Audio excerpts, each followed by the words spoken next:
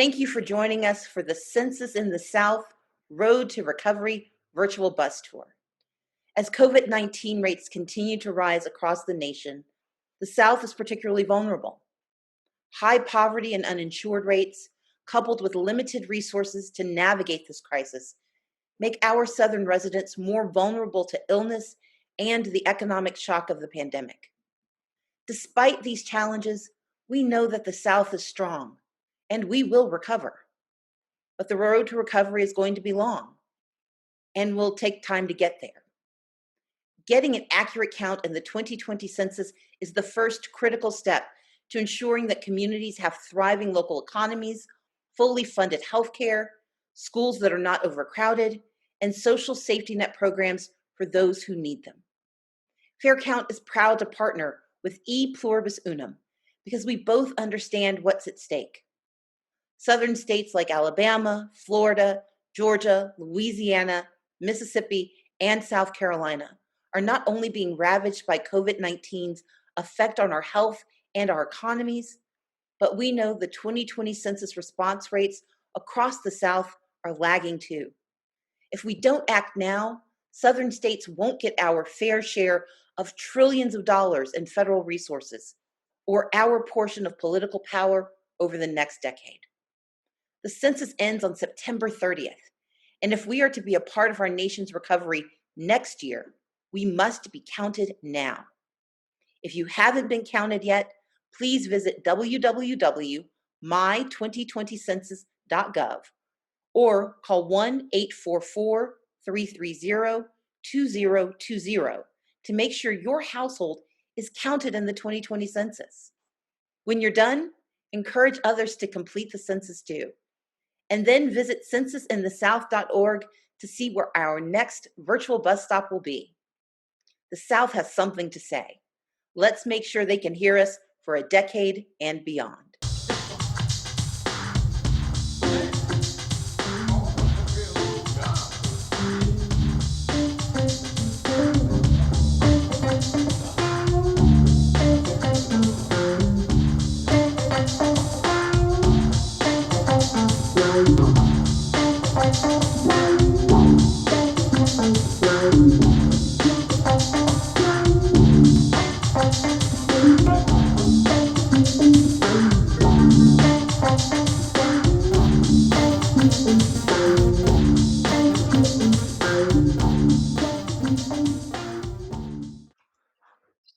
Hello, everyone, and welcome to the Census in the South Road to Recovery virtual bus tour stop in South Mississippi.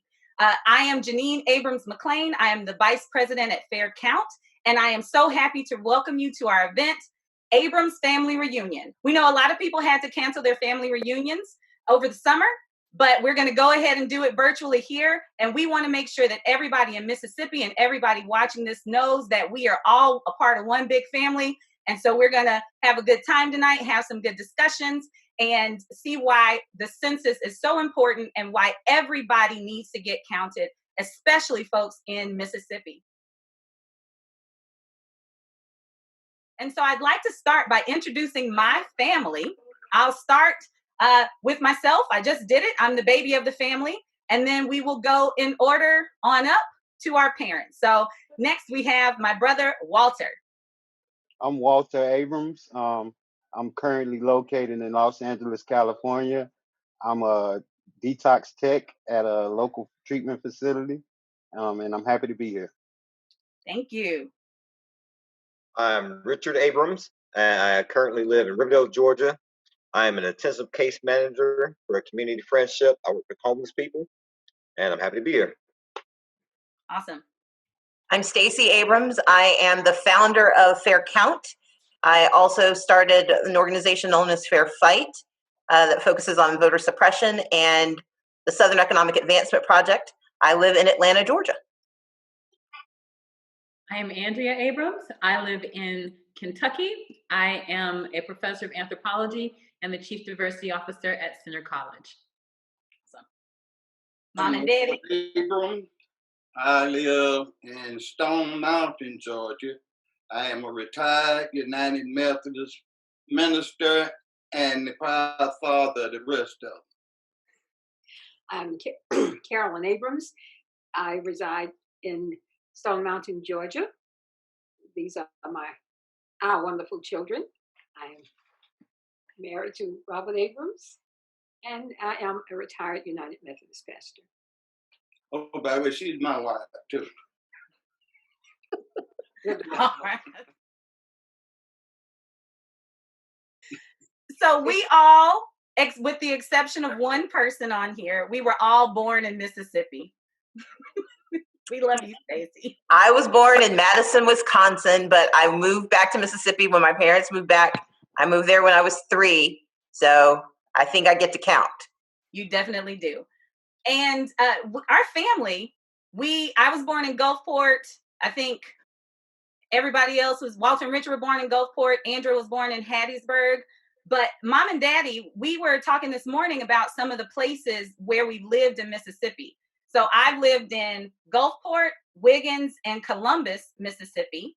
And where are Grandma and Granddaddy from on both sides? Where are they from in the state? My dad is from Butte, Mississippi. My dad is James Hall, Butte, Mississippi. And my mother, Littlebell Brockington, is her maiden name. And she was born in Meridian, Mississippi. And they both moved to Hattiesburg. And my father, Walter Abrams Jr., he's from Sugar Lock, Mississippi. My mother, Wilton Davis, was from Stonewall, Mississippi. I've been in Hattiesburg the biggest part of my life. I would leave and come back, so but most of the time I never could find a good reason to leave Mississippi or the South for good. All right. And I know Andrew and Mom and Daddy, y'all all lived in Tougaloo while in college, right? I forgot that. I went to Tougaloo College for a little while, like my parents did, and which is right outside of Jackson. And then I've also lived in Wiggins for a little while, as well as Gulfport. And Walter, I lived in Wiggins for a semester. During law school, I came back to Mississippi because it's hard to leave Mississippi for good. I've lived in Gulfport, Wiggins, Hattiesburg, Poplarville, Mississippi. I've also lived in the Delta in Mississippi.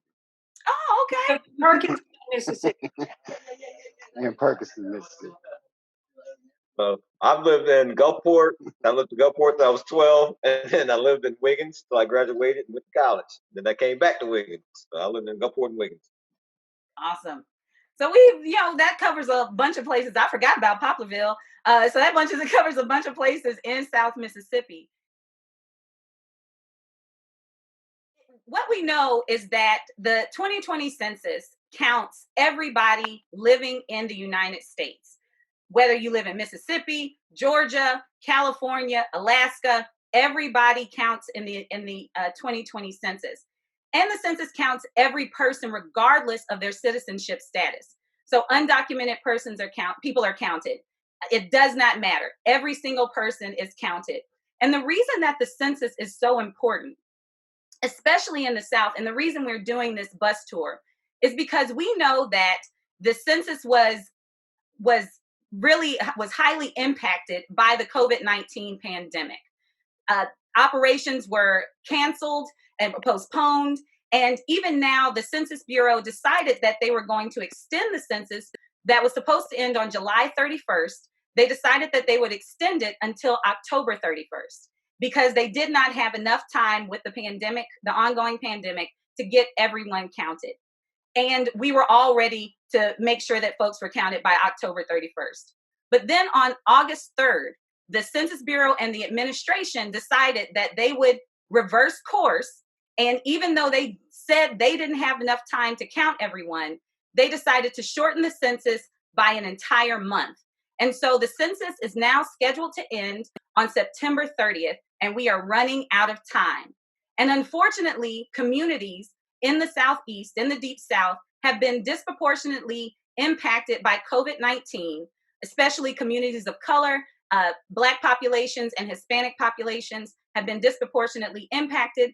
And the census operations in the South So the door knocking phase that we're in right now is not going as fast as it needs to go to make sure that everyone is accurately counted. And so that is why we're doing Census in the South, the Road to Recovery, because we all know that this pandemic is not going anywhere anytime soon. And we know the road to recovery is going to be long, but we will get there. And in order to have thriving local economies, schools that aren't overcrowded, to have healthcare for those who need it, and to have safety net programs for those in need, we have to get a complete and accurate count in the census to make sure that $1.5 trillion in federal funding that will be dispersed to all of the country, or all of the states in the country every year for the next 10 years goes to the places where it is needed. Janine did a great job of explaining what's at stake. And that's one of the reasons I created Fair Count. When I became the Democratic leader in the Georgia House of Representatives back in 2010, it was at the end of the 2010 census. In my first year in the legislature as minority leader, I faced the conversation of what the census could mean. And unfortunately, for so many of our communities in Georgia, they weren't included in the census. And that meant that resources to which they were entitled were never going to be delivered. When I didn't become governor in 2018, I knew that even though I didn't have the job of being in charge of the state, that didn't exempt me from or absolve me of needing to do the work to help the state. But for me, it's not just about Georgia. It's about the South. It's about where I was. I was born in Wisconsin, but I grew up in Mississippi. I've lived across the South, and I understand how important the South is to the future of our country. And so starting Fair Count for me was about making sure everyone in Georgia got counted. But as with so many things, once you start working in any place in the South, you got to think about everywhere else. And so Fair Count is really designed to ensure that we have an accurate count of the census in 2020, that the resources that are going to be needed for recovery from COVID-19, but also the work that Richard and Walter do, helping people who are in distress get access to services, the work that Andrea does of making sure that education is available, Pell Grants that pay for people to go to college, and the work that my parents did for so many years, serving the underserved, making sure that the dollars that are necessary to reach our communities and to lift them up. Fair Count is designed to make sure that those dollars are collected because everyone is seen, everyone is heard, and everyone gets counted. Thank you, Stacey. We know that we are in the middle, or the Black population is in the middle of two pandemics. So we are being impacted by COVID-19, but also we are still dealing with the infection of systemic racism.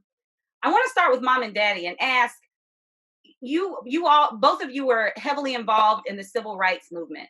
And as we have these conversations and see the things and, the Black Lives Matter movement, the racial reckoning that we're going through right now, what are some things that you think should have changed by now? And since they haven't, what are things that you think people can do to really move towards that change to make it happen? I was thinking as we were talking, as I was listening to you talk about the census, my first remembrance of my first recollection of a census, and that is when I was a child. And I can remember white census takers coming to our house. They would go door to door and write down all of our names and the needed information. But what seems to have not changed too much from back then and now is that even though we were counted in Hattiesburg, Mississippi, we still had substandard education. We did not have books, the needed books. We were still in segregated schools, bypassing a white school to get to the Black school. We did not have any government help, so to speak, for necessities. People were poor, they were hurting. And similar things are going on today, 70 some years later. So while I still understand the necessity for the census, I hope that people will get counted. And I tell everybody I see or ask the question, have you filled out the census? Because now we're in a position to say, give us our share. Whereas when I was growing up, or my early life experiences said that although we were counted, our share went to the white population. One of the things that was mentioned was that people would get counted. You remember people coming by to count you, but then the resources wouldn't be there. And part of that is because the Black population has been historically undercounted. When the census first started, Black people were only counted as 3/5 of a person. And so even now, we see historic undercounts in the Black population. And so even though people were coming around to count you, everyone wasn't getting counted. And what people need to understand, everybody watching needs to understand, is that when communities are not counted, their share of that $1.5 trillion in federal funding does not disappear. It gets shifted over to communities that have been counted. And so that is why we need to stand up today and get counted to make sure that our communities can claim our fair share of those resources. The other thing that I didn't mention and that census numbers will impact is political power. And I think Stacey talked a little bit about this as well. But the numbers will be used for redistricting and reapportionment. So Stacey, when we think about now, and I'll start with Stacey, but everyone feel free to jump in. When we think about what's going through people's minds now, I think folks are probably like, man, y'all are still talking about the census. It is September. I thought this was supposed to be over. Well, in everybody's minds are currently on the election. And while the election is important, and everybody definitely needs to be registered and needs to go out and vote in November, the census is the bedrock of our democracy. And so, Stacey, please tell people what happens if we make sure we vote in November, but we fall short on the census. What does that mean for our voting power going forward for the next decade? When we think about our democracy in America, we often focus on the elections because that's when we pick the visible leaders, our representatives who speak for us. But all of the data they use, the money they allocate, the rules they make, those are dependent on the information that comes from the census. And so sadly, we focus so much on winning an election, we ignore the fact that we could lose a country. And the reason that happens is that when we fill out the census, we're picking a room, basically. If you think about the map and political districts, each of the districts we're drawn into, it's like being drawn into a room that you're going to go into, and you're going to get to make your choices from the people in that room. Well, if you are drawn into a room with people who believe that you should have equal access to education, that you should have equal access to healthcare, a room where people believe in the rights of women to control their bodies, rooms where voting rights are believed to be universal for anyone who's eligible, then you want to be in, if that's what you believe, you want to be in a room with people who share those beliefs.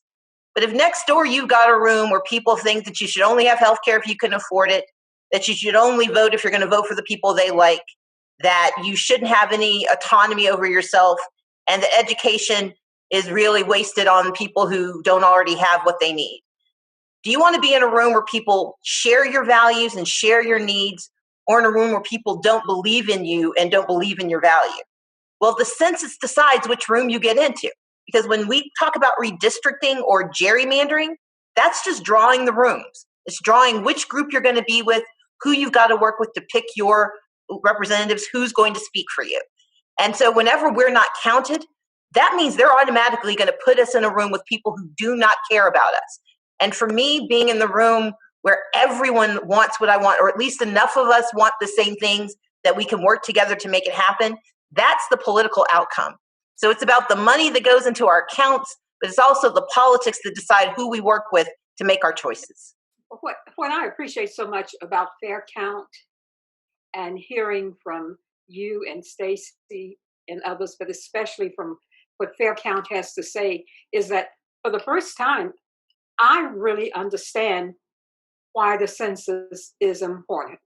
I always knew there had to be a counting of the people who lived in the United States, but I never really thought that it mattered so much in so many different areas. So I think that each time you do this, each time you go on a Zoom call, do a video, I like the fact that you say the same thing over and over, because I don't believe I'm the only one who did not know that being counted mattered in so many different ways. Well, I evaluated the census the same way I did the right to vote or the right to read. Anything that anyone works so hard to keep from you must be good. First thing the man was scared of, that's an educated black man. The next thing, the educated black man was fake.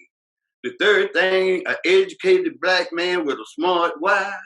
And last of all, an educated black man with a smart wife and a bunch of smart children. Hello, everyone. My name is Rachel Mays, Executive Director of Southern Echo, based here in Jackson, Mississippi. The census is about you, your family, and your community. The U.S. Constitution mandates a census count to determine the number of people residing in the United States. This count, or census data, has many uses. It is used to calculate the amount of financial resources and services states and local governments receive from the federal government. It is used to draw legislative district lines, and private businesses use this data to determine where they will locate and what type of services they will provide. More specifically, funding based on the census count provides financial support for schools, road and bridge infrastructure, transportation, and community programs such as Head Start, WIC, SNAP, and LIHEAP. Completing the census form will impact your community's financial resources for the next 10 years. Help improve the quality of life for you, your family, and your community. Complete the census form today. Thank you. So as we think about Blackness, I think about, when I teach about Blackness, that Blackness, we're not just Black. Our Blackness intersects with other identity, parts of our identity, right? It intersects with our gender, with being differently abled, with being immigrant, with being LGBTQ, with different class identities. So what occurs to me as we have this discussion about the resources, how resources are allocated. If you are disappeared as being Black, you're also disappeared as being differently abled. You're disappeared as being LGBTQ. You're being disappeared as an immigrant. You're being disappeared as poor. You're being disappeared as a member of a religious minority. And the resources that would go to those groups is lessened as well. So it's important to be counted, because your identity manifests in so many different ways, and in the ways in which resources are allocated. So it's not just about Blackness, which is important. It's about all aspects of yourself and all ways in which all the communities that you belong to. Thank you. That's definitely true. And when you talk about, and all of those groups that you just mentioned, Andrea, these are all groups that are what the Census Bureau refers to as historically or as hard to count, or HTC. And we don't like the term hard to count because it implies that there's something inherently wrong with all of those groups that makes them hard to count, when in fact the systems that are in place to count them are just flawed. And so we know that in 2010, white homeowners were overcounted, and everybody you just named, plus young children, undocumented persons, and highly mobile people, were all undercounted. And so we want to make sure that doesn't happen. I want to turn to Walter and Richard right now, because in addition to the funding or the resources that come through federal funding, we know that they impact education, but it also impacts healthcare. So Medicaid and Medicare, WIC, SNAP, CHIP, but also other programs. So programs for foster kids, programs for mental health services, programs for basically everybody. There are 316 federal programs that are impacted by census numbers. And so in your work, how do you see the resources or the communities, the vulnerable communities that you work with? How do you see those resources when those communities get their fair share of resources? How do you see that impacting your work and how you're able to help people? What I do is I basically help people navigate the social services system. whether it's getting a license, your social security card, or just getting Medicaid and Medicare. The biggest thing I run into, the biggest struggles I run into is that these people have not been counted, or they're in an area that's, how can I put this? Most people, if you're homeless, you're going to go to an area that's safe. So, and you're not being counted. Nobody going to talk to you. You're invisible. So you might have, to get the services you need, you have to go to where people like you get services. So a lot of times, let's just say I have a Hispanic woman bank kid. She's homeless in Buckhead, but I have to take her to Midtown Atlanta to get the things she needs, because that's where they work. It's they You're better able to serve them where minorities are served. Even though she's been living in Buckhead for 5 or 6 years on the street, she's not counted. She can't get the service she needs. All her family is there. She doesn't have a place to live. She's in her car. So for me to get her a driver's license, I got to take her to Midtown, because that's where it's easier to navigate it for minorities. Because they're going to say, well, you're not, you don't live there. You don't, you don't fit the, you don't fit the profile of the person that lives there. You fit the profile of the person that lives here, and it makes it so much easier for me to get my work done. So I see it every day, and especially with black males, young black males.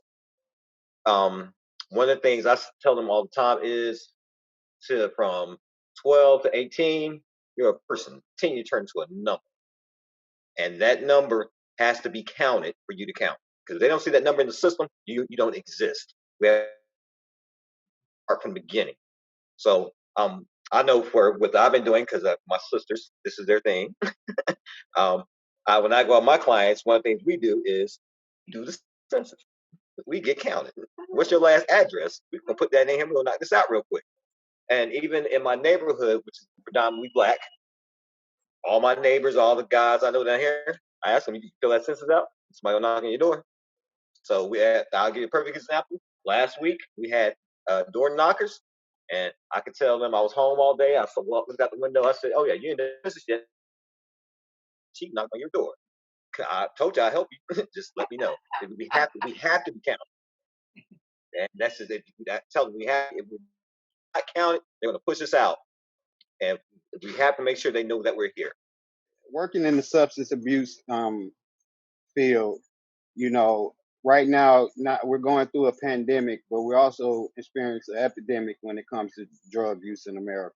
You know, so I think it's very important that we get counted so we can get those funds allocated to the right source, because treatment in the mental health in America needs as much funding and resources as possible. Because right now, with the fentanyl and the different drugs that are coming into America, a lot of people who weren't experiencing drug abuse problems are now experiencing it, and we need as much help as we can right now.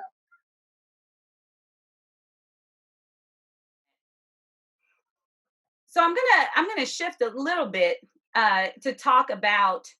Well, I guess it's a little bit similar. One of the things that, and you've noticed, we're talking a lot about the Black community, not just because we're Black, but because when you look in the South, across the South, before the pandemic, the Urban Institute estimated that 1.7 million Black people would or could be undercounted in the census. They predicted that this census would be the worst undercount for Black and Hispanic or Latinx populations that we've seen in 30 years. And so when you look at Fair Count and see the programs that we have a program called Sisters for the Census, which focuses on harnessing the power that Black women have and the electorate that you see in the news all the time, harnessing that power now to make sure that our families and our kids are counted, because Black and brown children are twice as likely to be undercounted in the census. We also have a program called Black Men Count. So in 2010, Black men, certain age groups of Black men were undercounted by up to 10%. And there aren't a lot of programs out there that are focused on making sure that Black men are counted in the census. And one of the things that we're doing at Fair Count is trying to make sure that the census is we're here for the census, but we also want to use it as a catalyst for continued civic engagement.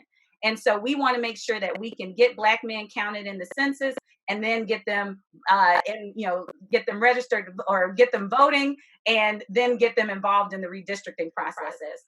And so I want to talk to Walter, Richard, and Daddy first to see, what are some things you think can be, said or shared or used to motivate Black men, young and old. No disrespect, Daddy, but old men too. But to make sure that Black men, young and old, are counted in the census. What are some things that you think might be useful in getting out the message? When I think about Black men, the first concern that jumps to my mind is that so many of our Black men are incarcerated and are not being counted. So for the ones that aren't incarcerated, I think it's very important that we do get counted, because a lot of our population is behind bars and not even being considered when it comes to the census, and not getting the resources that they need. So for us Black men that are free and part of our communities, I think it's very important that we get out and do this. So Walter, you mentioned that, there's so many Black men incarcerated and that they're not being counted. Unfortunately, they are being counted, but they're being counted where they are imprisoned and not where they're from. And so that is called prison gerrymandering. And it is a practice that a lot of groups are trying to fight. We can't fix it for this census, but I'm gonna tell you why it's so awful. Because whether you are incarcerated for 3 days or 30 years, you are counted where that jail is or that prison is located. And for most places, they are located in rural, predominantly white communities. And so what ends up happening is, and it's still as bad as you think, I think it might be worse than you think it is, Walter, because they are being counted, but essentially their bodies are being used to artificially inflate population numbers in rural white counties, bringing more resources for those counties every decade. And they're used to redraw lines during redistricting, providing those counties with more political power. I did a quick run of numbers when I was in New Orleans and doing an event, and it was something crazy, like millions of dollars in 2010, hundreds of millions of dollars based on the prison population of the Black male prison population in Louisiana alone shifted tens of millions of dollars in federal funding every year for 10 years from communities to communities where those jails were located. And so it's an egregious practice that we have not been able to fix, but hopefully in 2030 we won't have that problem. Stacey, you look like you were going to say something. Well, I would just add that part of this is all sort of a self-fulfilling prophecy. If we don't get counted, then we don't get the people we need to change these practices. In the states where we have been able to elect more people because they participated in the census and the lines were drawn so that more communities, especially communities of color, got more representation, those states have changed those practices. And so as we get better, as we get more involved, and as we get more power, because that's what all this is about. The census is about power, economic power and political power. And in the states where political power was gained by communities of color, they were able to force their states to stop counting prisoners where they were incarcerated and count them where they come from. Because if you can help people where they start, then you can help build their community stronger. But if we don't get counted, and if those who have the ability to be counted in those communities, if they stay silent or don't get reached, then the same thing continues to happen. To your point, we're talking hundreds of millions of dollars that instead of going to a rural community where the legislators take pride in the fact that 65% of their districts are comprised of prisoners, but they've never met one person in those jails, instead of the money going there, the money could go to that neighborhood that has one of the highest poverty rates in the state. It has one of the highest incarceration rates in the state. It has one of the lowest education rates in the state. If those hundreds of millions of dollars could be shifted to where the challenges begin, then those prisons would empty. And so we have to remember that it's not just about where we are, it's thinking about where we want to be and knowing that the census is one of the ways we connect those dots. Thank you. I would tell them you have to think about your kids. If you're not counting, they won't count. If they don't count you, there's so many millions of dollars that they won't receive. And the Black man, you have to put your family first in everything. A lot of times, forget about what happened to you or what you think. But if you don't get counted, your kids don't get counted, your grandkids don't get counted, and don't let anyone tell you that your life is not important. You believe you're important, make them count you. Go to vote. Anyone, if you can read, you can vote, and they count you, you're a man. You leave either one of those out, you can forget it. You didn't take care of your family, you didn't take care of your kids, your grandkids, or your great-grand. Be counted, vote, and go to church. One thing I want us to, and I'd like to get everybody's input on this. Again, part of the reason that Stacey founded Fair Count was not only to get, a fair and accurate census, but also to use it as a catalyst for continued civic engagement. We all know we grew up with mom and daddy preaching us about the importance of being involved. I went to, I think, my first protest when I was 6 or 7. We were boycotting apartheid at Shell, I think. I was with mom and daddy when I went to, we were at St. Mark in Georgia, not protesting, but outside at my first gay pride parade, telling people that God loves them. And, we grew up, Walter, Richard, and I, every Saturday when we lived in Atlanta, going to soup kitchens. Daddy has done prison ministries. Mama, the impact that your church had on South Mississippi following Katrina, when everybody was focusing on New Orleans and not understanding that Mississippi was also decimated by and devastated by Katrina. The work that your church did to work with those communities, the work that we're all doing now, the work that Walter and Richard are doing in their professional lives, that Andra's doing, that Stacey, Leslie couldn't be here with us, but she's, the work that she's doing. So you have ingrained in us that we need to be civically engaged. And so I just want, as we wrap up, to hear what people think in a charge, or I want everybody to give folks a charge that, why we need to be engaged and why taking or participating in the census is the first step that folks can take to making a difference in their communities. And so we can start with mom and daddy and then go reverse order. Well, again, I think that the census is so important that we be counted. I'll never forget the longest day I lived, all the way through school until I finished high school. I never held a new book in my hand. And I don't know why this sticks in my mind, because I've been behind since the beginning. When we received books, they had to put a new list because they had been used up. The first new book I had to pay for it at Tougaloo College. If we don't start being counted, if we don't continue to vote, we're going to end up right back there. You look at things, Martin Luther King, he was dead, he got killed. And so many people, when they start giving us holidays and King's name and naming streets out of them, we forgot the dream and settle for a highway.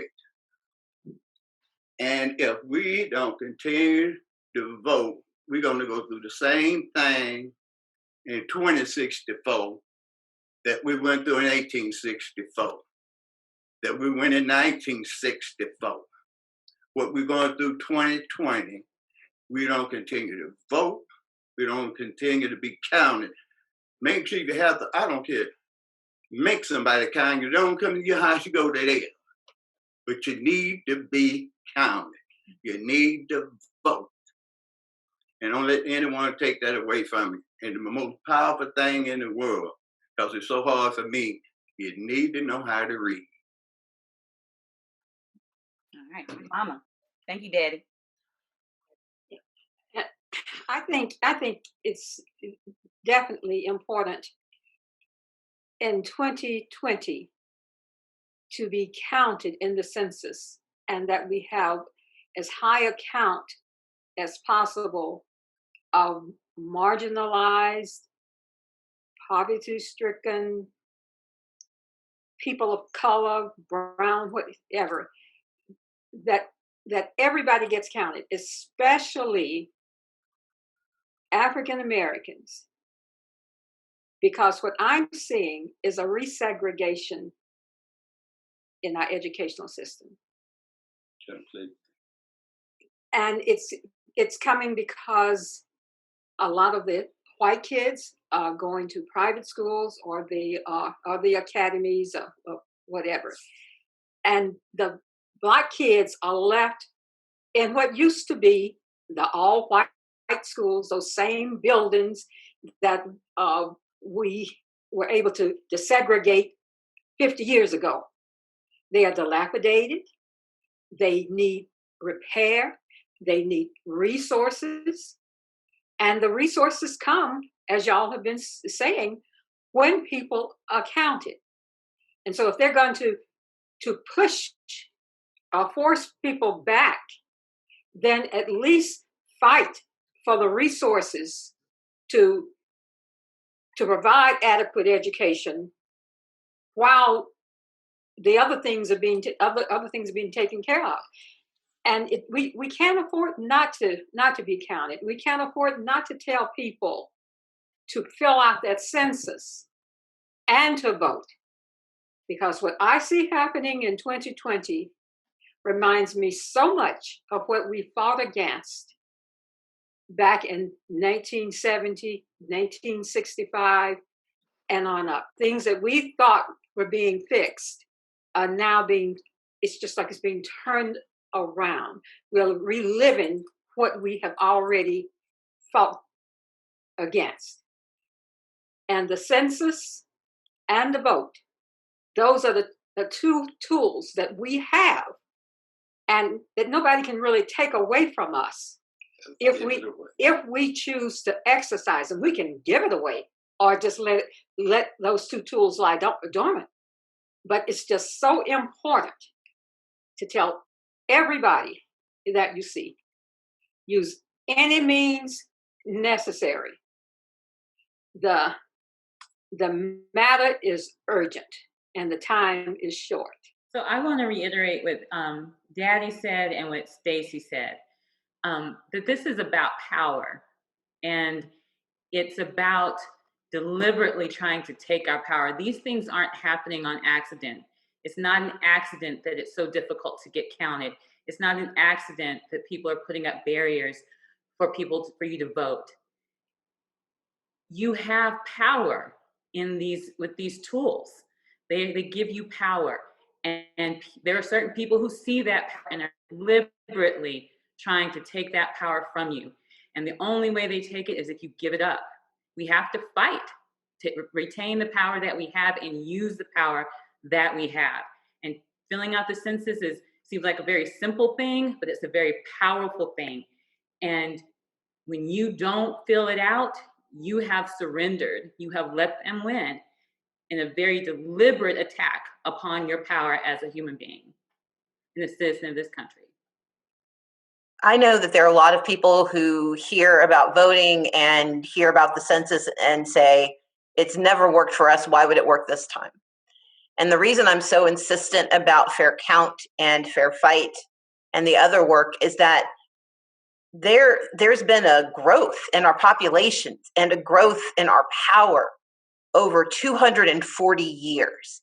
And we are finally in 2020 at this inflection point, this moment where our numbers have now met our power and our capacity to make things really, really different is true and evident.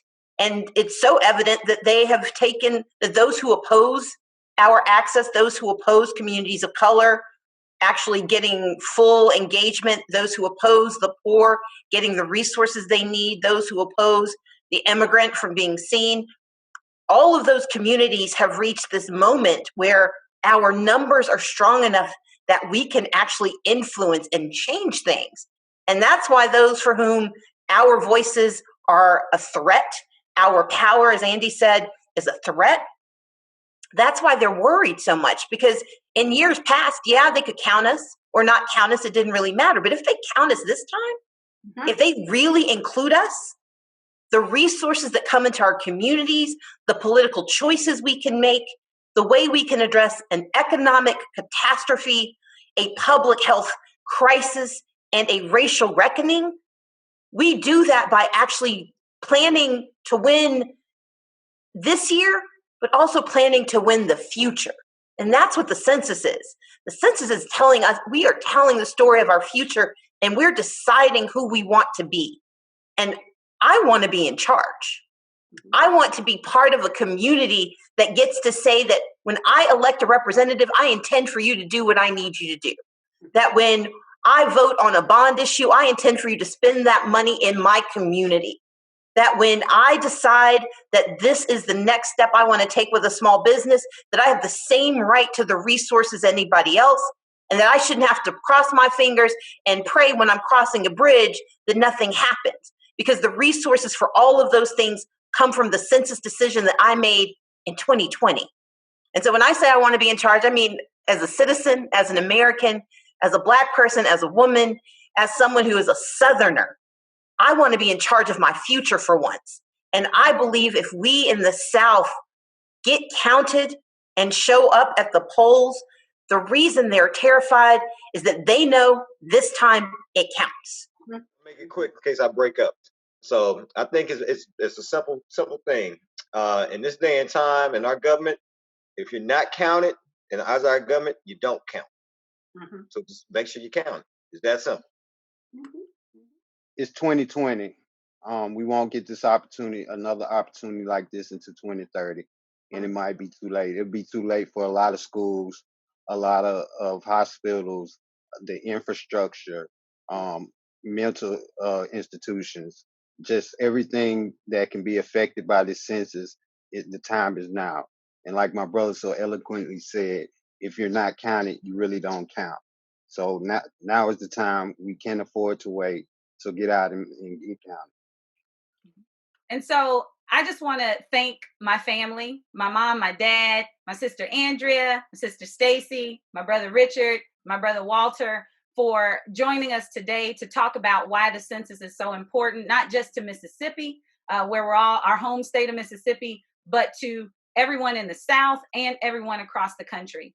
And the one thing I want to reiterate that was just said is that we need to keep talking to people and letting people know.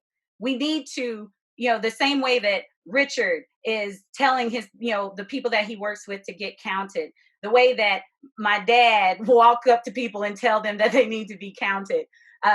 Andrea, when you are working at the university to encourage people to be counted and to have entire events that talk about the census so that people can get counted. And, I just want everybody to know that the reason it works is because you are trusted voices. The reason that people listen to you, all of us, the 7 of us that are on here today, the reason people listen to us is because we're trusted voices. And I want everybody that's listening to understand that you are a trusted voice to at least one other person. Okay. And you need to talk to that person. Tell them what you learned here today. Pick something and that resonated with you and share that with someone to let them know that they need to be counted in the census. Talk to your neighbors. Talk to your coworkers, your cousins, your play cousins, your ex-boyfriends, your side chicks. Talk to everybody and tell them to be counted in the census because we have got to make sure that we are not undercounted so that we can thrive, not just survive. We've been surviving for a long time. We need to be counted so that we can thrive for the next decade and beyond. And so I just want to thank everybody for joining us today.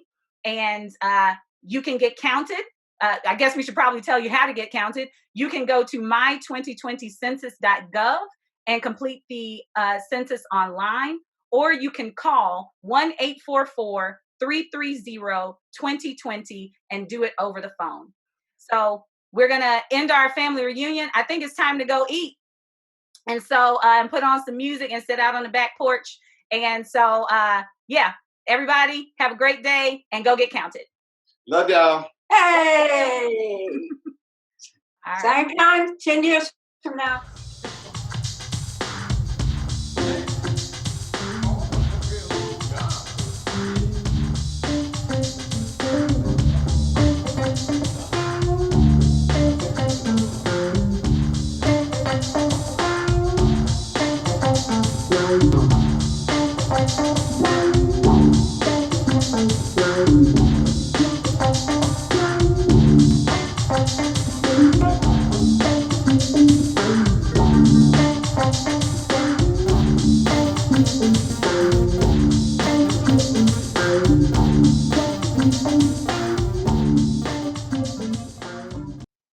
Greetings. I'm Loretta Jennings, a local business owner in South Mississippi. Specifically, I'm located in Moss Point, Mississippi. I'm here to assure you that responses to the census are both safe and confidential. The Census Bureau is not allowed to share your information with other governmental agencies, immigration officials, or the public for that matter. Strong laws protect your responses from being shared. So, South Mississippi, let's get counted.